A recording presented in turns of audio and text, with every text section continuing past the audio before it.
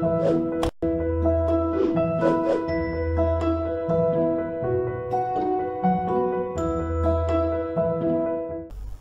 नमस्कार एंड स्वागत है आप सभी का महिंद्रा गुरु के ऑफिशियल यूट्यूब चैनल पे। एंड यस, इस सेशन में हम आपके लिए लेकर आए हैं कि how to score 45 plus marks in general studies. ये एक बहुत बड़ा क्वेश्चन है हमारे दिमाग में कि जीएस में क्या स्कोर करना मार्क्स जरूरी है। तो चलिए इन सारे क्वेश्चन का आंसर हम जानेंगे अपने जीएस गुरु से, और जीएस गुरु का स्वागत करते हैं इस सेशन में और इनसे जानते हैं कि मैम क्या 45 प्लस मार्क्स लाना जनरल स्टडीज पेपर में फिजिबल है, या फिर बोल सकते हैं आप कि किस तरीके से हमारा अप्रोच होना चाहिए जिससे कि हमें क्या जनरल स्टडीज कवर करना हमारे लिए इंपॉर्टेंट होना चाहिए या फिर पढ़ना हमारे लिए इंपॉर्टेंट होना चाहिए। तो जानते हैं मैम से इस सेशन में अपने सारे डाउटफुल क्वेश्चंस का आंसर। बिल्कुल, यहाँ पे देखिए मैम, हम एक बात कहना चाहेंगे कि पिछले साल का जो कट ऑफ है वो रहा था 137। अब उस हिसाब से अगर हम देखें तो टाइम यहाँ पे 15 मिनट कम हो गया है। पिछले साल जहाँ पे 75 मिनट्स टाइम था, इस साल टाइम है सिर्फ 60 मिनट्स। अब आप 60 मिनट्स में कौन सा सब्जेक्ट है जहाँ पे मैक्सिमम अटेम्प्ट कर सकते हैं? तो मिनिमम टाइम में जो सब्जेक्ट का आप मैक्सिमम नंबर ऑफ अटेम्प्ट्स कर सकते हैं, that subject is your general studies. तो इसीलिए कहीं ना कहीं इस साल जनरल स्टडीज का जो एग्जामिनेशन में रोल होता है वो काफ़ी ज़्यादा बढ़ गया है। अब ये हीरो बन गया है एसएससी एग्जाम। टियर 1 पास करने के लिए अभी आपको जनरल स्टडीज बिल्कुल पढ़ना पड़ेगा। एक और बात मैम से, ये बात बहुत अच्छी बात जानने को हमें मिली कि जनरल स्टडीज बहुत इंपॉर्टेंट है पढ़ना। क्यों इंपॉर्टेंट है? यही नहीं कि सीजीएल में ही काम आएगा। जनरल स्टडीज अगर आप पढ़ते हैं तो अदर स्टेट गवर्नमेंट या फिर सेंट्रल गवर्नमेंट एग्जाम में भी आपको ये फायदेमंद होगा। जैसा कि मैम से सुन सकते हैं कौन कौन से ऐसे इंपॉर्टेंट एग्जाम है जो कि जनरल स्टडीज उसमें बहुत ज्यादा इंपॉर्टेंट रोल प्ले करता है। बिल्कुल, यहाँ पे मैं एक एग्जाम का नाम तो जरूर बताऊंगी। देखिए, आजकल लगभग हर किसी का सपना होता है कि हम लोग जिंदगी में एक बार यूपीएससी तो जरूर देंगे या फिर अटेम्प्ट्स तो अपना जरूर देंगे कि इस एग्जामिनेशन को हम लोग क्रैक करना चाहते हैं। तो फिर देखिए, अगर आप यूपीएससी देना चाहते हैं, स्टेट पीसीएस देना चाहते हैं या फिर कोई भी गवर्नमेंट एग्जामिनेशन जिसमें जनरल स्टडीज इंपॉर्टेंट है, लगभग बहुत सारे ऐसे जनरल स्टडीज के एग्जाम्स होते हैं जिसमें जनरल स्टडीज एक अहम भूमिका प्ले करती है। So you can not skip general studies. In fact एक जो ग्रेजुएट होता है मैम, एक ग्रेजुएट का एवरेज नॉलेज भी क्या होता है, कहीं ना कहीं उसको थोड़ा बहुत जनरल स्टडीज पता होना पड़ता है। अगर आप इंटरव्यू की बात करें या फिर लोग अगर आपस में भी बात करें तो फिर भी जनरल स्टडीज का नॉलेज आजकल एक इंसान को होना बहुत ज्यादा जरूरी है। जी हाँ, तो चलिए बढ़ते हैं आज के सेशन की तरफ और देखते हैं कि ऐसा क्या इंपॉर्टेंट पोर्शन है, पार्ट्स है जो आपके लिए रह गया है और जानना जरूरी है आपके लिए। क्यों? क्योंकि आपको स्कोर करना है 45 प्लस मार्क्स सीजीएल में, सीजीएल के जनरल स्टडीज के पेपर में। थोड़ा सा मैं यहाँ सेंटेंस करेक्ट करती हूँ और बढ़ती हूँ आज के सेशन की तरफ। यस, तो जैसा कि आप देख सकते हैं गुड न्यूज। सबसे पहले तो आपको एक बात बता दें कि एक बहुत बड़ी खुशखबरी है जितने भी सीजीएल एस्पिरेंट है या फिर जिन्होंने भी फॉर्म फिलिंग में कुछ गड़बड़ की हो या फिर कुछ देरी कर दी हो। तो चलिए जानते हैं मैम से कि मैम ऐसा क्या गुड न्यूज है जो छिपा हुआ है, बच्चों के चेहरे पर एक प्यारी सी स्माइल लेकर आएगा।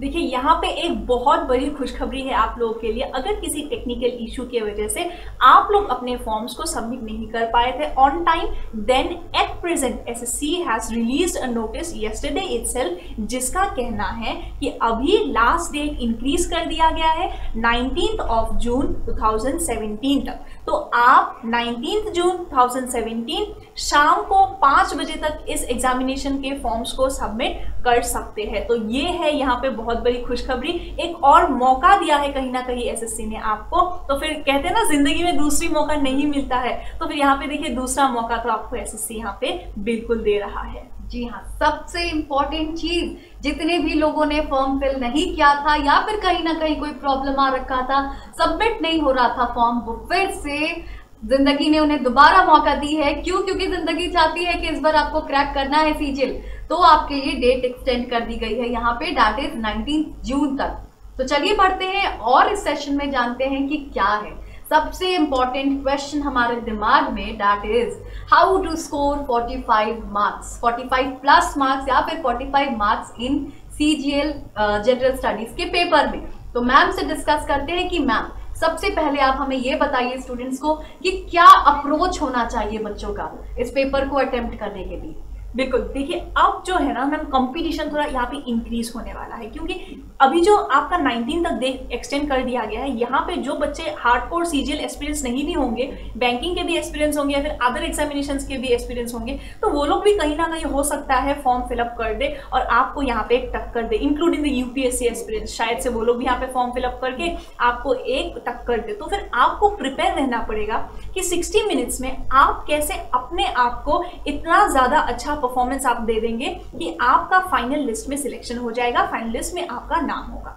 सो फॉर दैट जीएस में आपको क्या करना है, 3 चीजें हो सकता है।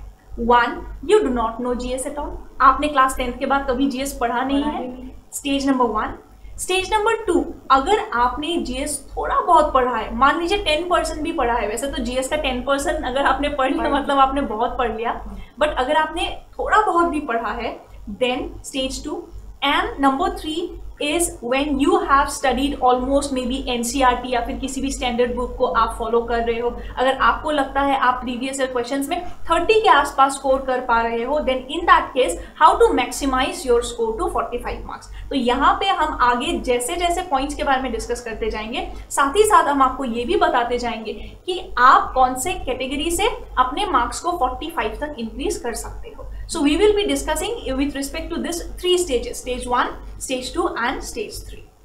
So moving ahead with the session और देखते हैं सबसे पहला चीज, that is previous years papers। तो मैम हमें बताइए कि क्या है प्रीवियस ईयर्स पेपर्स को सॉल्व करने का बेनिफिट क्या मिलेगा हमें, क्या ये टाइम वेस्ट होगा या फिर ये टाइम हमारा फ्रूटफुल होता जाएगा जैसे जैसे हम पेपर सॉल्व करते जाए या फिर पेपर्स को देखते जाए, तो क्या ये किस तरीके से मतलब अप्रोच क्या होगा प्रीवियस ईयर पेपर्स को सॉल्व करने का? बिल्कुल, देखिए यहाँ पे लगभग 80% ऑफ द क्वेश्चंस जो है प्रीवियस ईयर से हर साल रिपीट होते हैं। अब जीएस का ऐसा तो है नहीं कि सिलेबस के बाहर से हर साल नए नए क्वेश्चंस आपको कहीं से मिलते रहेंगे, तो कहीं ना कहीं एटलीस्ट जो टॉपिक्स है, मैं ये नहीं कह रही कि क्वेश्चंस हर बार as it is copy paste होंगे, कहीं ना कहीं जो टॉपिक्स है उन टॉपिक्स के रिलेशन आपको प्रीवियस ईयर में जरूर देखने को मिलेंगे।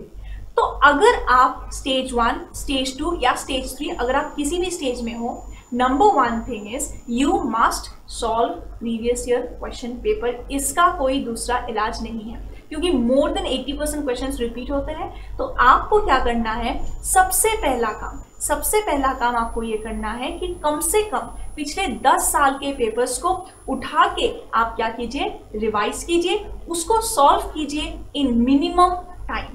और सिर्फ सॉल्व करने से ही बात नहीं बनेगा, सॉल्व करके अगर आपको लगता है कोई एक कंसेप्ट आपको नहीं समझ में आ रहा है, मान लीजिए आप क्या कर रहे हैं ज्योग्राफी में फॉर एग्जांपल, आपको पता नहीं है कि विंडवर्ड साइड क्या होता है, लीवर्ड साइड क्या होता है, तो फिर आप इस चीज को नोट डाउन कीजिए कि windward side, leeward side, windward, leeward, बस आप इतना नोट डाउन कीजिए।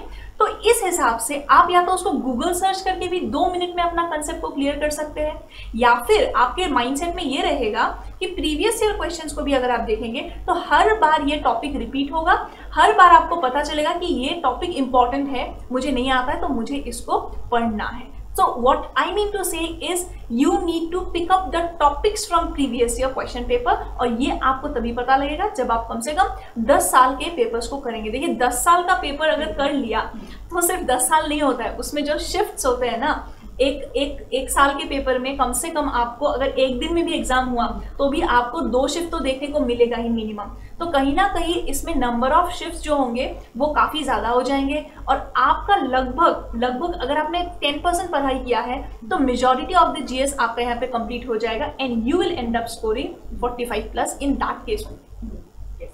तो बहुत ही रेलिवेंट पॉइंट पता चला है हमें यहाँ से, that is previous years paper solve करिए, मिनिमम 10 ईयर का तो करना ही है, और दूसरा ऑप्शन जितने भी हैं उसको थॉरो स्टडी करिए उस ऑप्शंस को लेकर, जैसा कि मैम ने ऑलरेडी डिस्कस कर दिया है।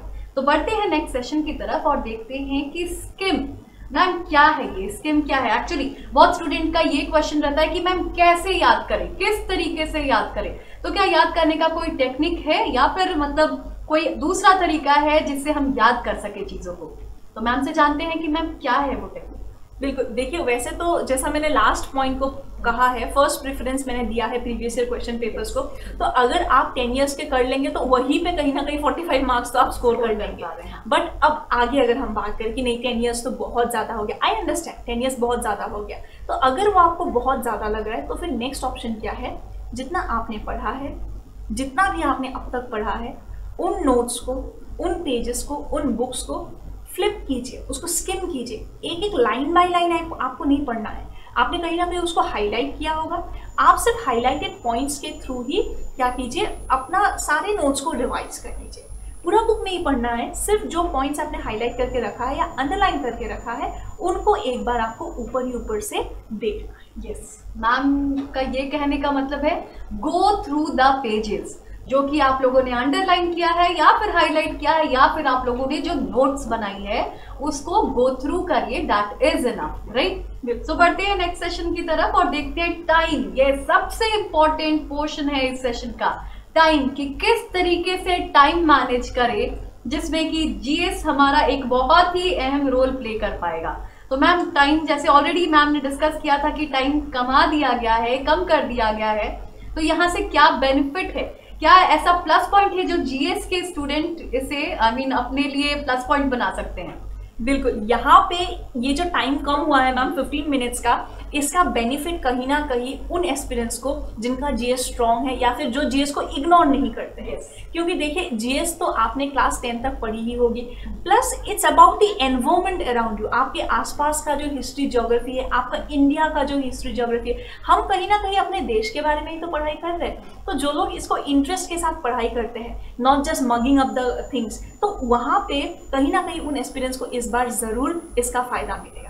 क्यों? क्योंकि देखिए एक मैथ सॉल्व करने में जितना टाइम लगता है, एक जीएस के क्वेश्चन को पढ़ के उसमें टिक लगाने में शायद उससे कम टाइम कहीं ना कहीं लगता है ना। कहीं ना कहीं एक जीएस के क्वेश्चन को सॉल्व करने में आपको कम टाइम लगेगा compare to solving a maths, right, या फिर compare to solving a reasoning question as well sometimes. तो यहाँ पे मेरा कहने का यह मतलब है, ये जो 15 मिनट्स कम कर दिया गया है ना, तो यहाँ पे कहीं ना कहीं 15 मार्क्स जीएस से एक्स्ट्रा लाना आपको अटेम्प्ट करना पड़ेगा, तब आप एक एज में रहेंगे बाकी कैंडिडेट से जो वहाँ पे लॉन्ग क्वेश्चंस को सॉल्व कर रहे होंगे, और कंपेयर टू आपके अटेम्प्ट्स जो आप क्या कर रहे होंगे, आप वहीं पे जीएस के क्वेश्चन को पढ़ के उसको आंसर करने का कोशिश कर रहे होंगे। तो कहीं ना कहीं समय के हिसाब से आप एक एज में बने रहेंगे। Yes, in short memory based part यहाँ बहुत इंपॉर्टेंट पार्ट रोल प्ले करने वाला है, बिकॉज क्वेश्चन पढ़ा आंसर दे दिया, क्वेश्चन पढ़ा आंसर दे दिया, मैम का कहने का मतलब यही था, राइट? बिल्कुल बिल्कुल। हाँ, तो चलिए बढ़ते हैं नेक्स्ट सेशन की तरफ और देखते हैं सबसे इंपॉर्टेंट पोर्शन इस पूरे सेशन का, दैट इज रिविजन।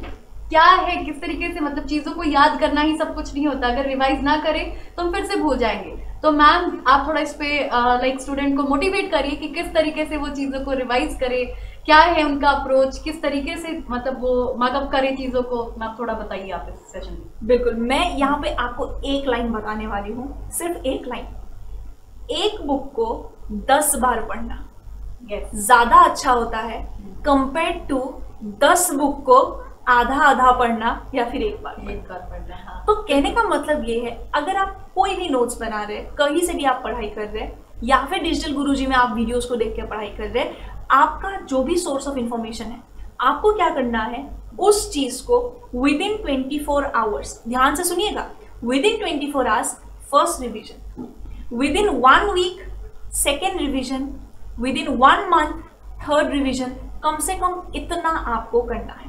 अगर आप एक महीने में यहाँ पे 3 रिवीजन इस हिसाब से करेंगे तो साइंटिफिकली आपका जो ब्रेन है वो इस चीज को हमेशा के लिए याद रखेगा। कम से कम जब तक आपका एग्जामिनेशन खत्म नहीं हो जाता है तब तक तो आपका ब्रेन जरूर इसे याद रखेगा।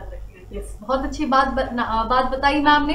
तो चलिए बढ़ते हैं नेक्स्ट सेशन की तरफ। एंड यस, कॉस्ट बेनिफिट मतलब यहाँ हम देख ही सकते हैं कि कितना इन्वेस्ट कर रहे हैं और उसका आउटपुट क्या मिल रहा है, हमें कितना देर पढ़ रहे हैं और उससे मार्क्स कितना स्कोर कर पा रहे हैं। ये एक बहुत बड़ा मतलब पॉइंट है जो कि स्टूडेंट लाइक कई बार पूछते हैं कि मैम किस सब्जेक्ट को कितना टाइम दे या फिर किस सब्जेक्ट से कितना हमें स्कोर मिल जाएगा।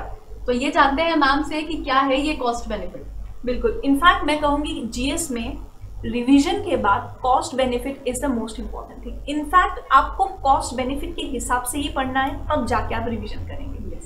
कॉस्ट बेनिफिट का ये मतलब हुआ, मान लीजिए जीएस में आपको 50 आउट ऑफ 50 स्कोर करना है, ऐसा आपको सपना आया, तो आप ऐसा कुछ करना चाहते हैं, जीएस में आप 50 आउट ऑफ 50 स्कोर करना चाहते हैं, तो आपने सभी पुस्तकों को उठाया, सभी किताबों को उठाया और आप एक तरफ से उसको रटना स्टार्ट कर दिए, है ना। इससे क्या हो जाएगा, शायद से आपको कुछ बातें याद रहे, लेकिन शायद से आपको कुछ बातें याद नहीं रहे।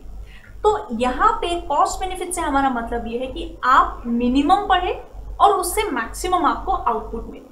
फॉर एग्जाम्पल, अगर हम बात करें पॉलिटी, तो पॉलिटिकल साइंस में अगर आपने पूरा का पूरा कॉन्स्टिट्यूशन का एक एक आर्टिकल रटना स्टार्ट कर दिया तो वो आपके लिए काफी वास्ट हो जाएगा। अगर मुझे एक वर्ड बोलना पड़े जो बहुत ज्यादा इंपॉर्टेंट है, तो मैं कहूंगी वो वर्ड प्रेसिडेंट है, क्योंकि एसएससी में अगर हम जीएस के बारे में बात करें, अगर हम पॉलिटी के बारे में बात करें, तो प्रेसिडेंट रिलेटेड सबसे ज्यादा क्वेश्चंस आते हैं पॉलिटी सेक्शन में। तो आपको क्या करना है, अच्छा तो प्रेसिडेंट किसको अपॉइंट करता है, प्रेसिडेंट के पास किसका रेजिग्नेशन जाता है, तो इस हिसाब से प्रेसिडेंट का इलेक्शन किस तरीके से होता है, तो आपको इस हिसाब से टू द पॉइंट पढ़ना है। ये मैं उन बच्चों के लिए बोल रही हूँ जो स्टेज 1 में है। स्टेज 1 में कॉस्ट बेनिफिट सबसे ज्यादा इंपॉर्टेंट हो जाता है, क्योंकि आपको क्या करना है, आपको एकदम बेसिक से स्टार्ट करना है, तो आप सिर्फ इंपॉर्टेंट पॉइंट्स को पढ़ें।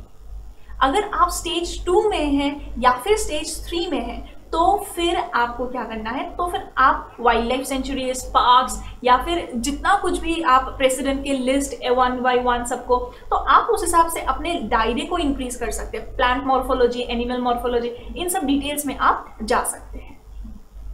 In short static GK follow करना होगा आपको उसके लिए। यस, बढ़ते हैं नेक्स्ट सेशन की तरफ, जो कि हमारा सेशन ऑलरेडी एंड पर है और हम लोगों ने बहुत कुछ डिस्कस किया, लेकिन एक खास पॉइंट रह गया कि मैम आप ये भी स्टूडेंट को बता दीजिए कि मैम जीएस में क्या अटेम्प्ट करना है, कितना अटेम्प्ट करना है और क्या अटेम्प्ट नहीं करना है, ये तो जरूर स्टूडेंट्स को बताइए आप। बिल्कुल, देखिए इस बार जो है ना नेगेटिव मार्किंग कहीं ना कहीं 25% है, लेकिन क्योंकि 2 मार्क्स का एक क्वेश्चन होता है, तो अगर आपने एक क्वेश्चन को गलत कर दिया तो आपको वहाँ पे -0.5 मार्क्स मिलने लग जाएगा। तो कहीं ना कहीं यहाँ पे नेगेटिव मार्क्स को अवॉइड करना है। कट ऑफ के चक्कर में कि पिछली बार 137 गया, इस बार 150 जाएगा, कट ऑफ के चक्कर में बिल्कुल मत पढ़िए। ओके, माय पर्सनल सजेशन, क्योंकि इस बार कट ऑफ हो सकता है उतना जाए, हो सकता है उससे ज्यादा जाए, हो सकता है उससे कम जाए, डिपेंड्स ऑन द पेपर। पिछली बार फर्स्ट टाइम ऑनलाइन हुआ था तो पेपर इजी आया था, तो इसीलिए कट ऑफ 137 चला गया, लेकिन इस बार हो सकता है कट ऑफ उससे ज्यादा जाए या कम जाए। बट आप एक चीज ध्यान में रखिएगा, कट ऑफ से मतलब नहीं है, जो फाइनल बच्चा सिलेक्ट हो जाता है, जिसका फाइनल मेरिट लिस्ट में नाम आ जाता है, अगर आप चाहते हैं आपका नाम भी फाइनल मेरिट लिस्ट में आए, तो आपको कहीं ना कहीं कम से कम 150 के आसपास प्रीली में या फिर टियर 1 में लाना पड़ेगा, तब जाके आप सेफ जोन में बने रहेंगे। नहीं तो मेंस में आपको बहुत ज्यादा मेहनत करना पड़ जाएगा। और ध्यान रखिएगा, मेहनत तो वो बच्चे भी कर ही रहे होंगे ना जो पहले से 150 160 ला के बैठे हुए हैं। तो इसीलिए आपको क्या करना है, आपको कट ऑफ के बारे में नहीं सोचना है, आपको अपना बेस्ट अटेम्प्ट देना है और आपको ये मान के चलना है कि 1 सीट इज योर्स, एक सीट आपका है, 1 seat is yours. So don't worry and you give your 100% and you try to attempt maximum number of questions, try to avoid negative marks. हालांकि कैसे ये पता करेंगे कि आप कितना रिस्क ले सकते हैं, क्योंकि जीएस में कभी कभी होता है 50-50 में आके फंस जाते हैं। अब आप कितना रिस्क ले सकते हैं,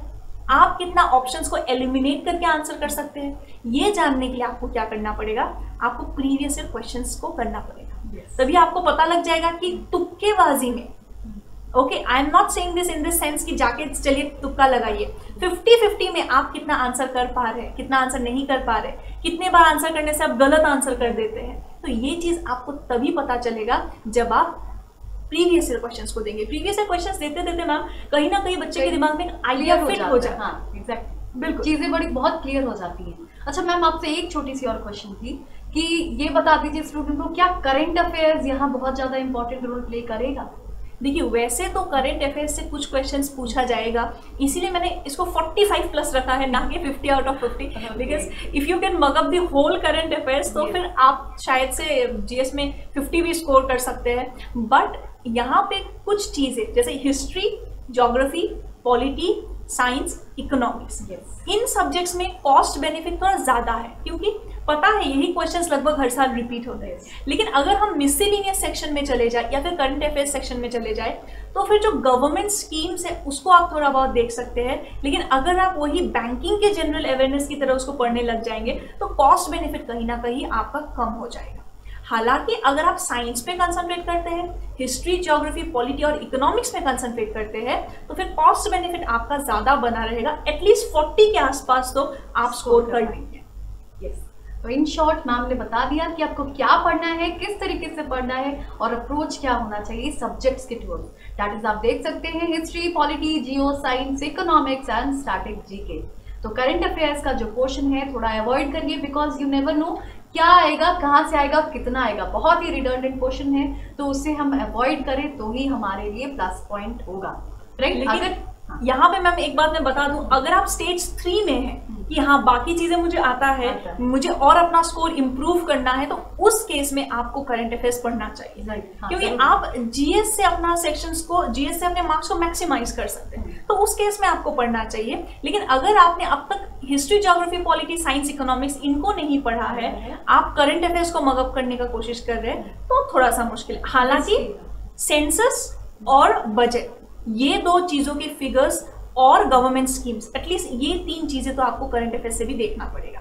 यहाँ पे census, budget and government schemes के डिटेल्स नहीं, बस ऊपर ही ऊपर से 2-3 लाइनर्स का आप इसको इन शॉर्ट निकाल सकते हैं। 2-3 लाइनर्स में आपको ये देखना पड़ेगा। So do hit the like button before you leave. Video पे कमेंट जरूर कीजिएगा और अगर कोई डाउट आपके मन में और रह गया है एसएससी को लेके तो वो कमेंट करके हमें जरूर बताइएगा ताकि हम उसको यहाँ पे सॉल्व आउट कर सके। वीडियो को अपने सभी फ्रेंड्स के साथ जरूर शेयर कीजिएगा and if you have still not subscribe to the channel then do subscribe and hit the notification bell so that you do not miss any important video for your examination. Yes. Thank Your you so success much. is our success. Our success. Want to prepare for SSC CGL 2017? For extra discount, visit mahindra.org.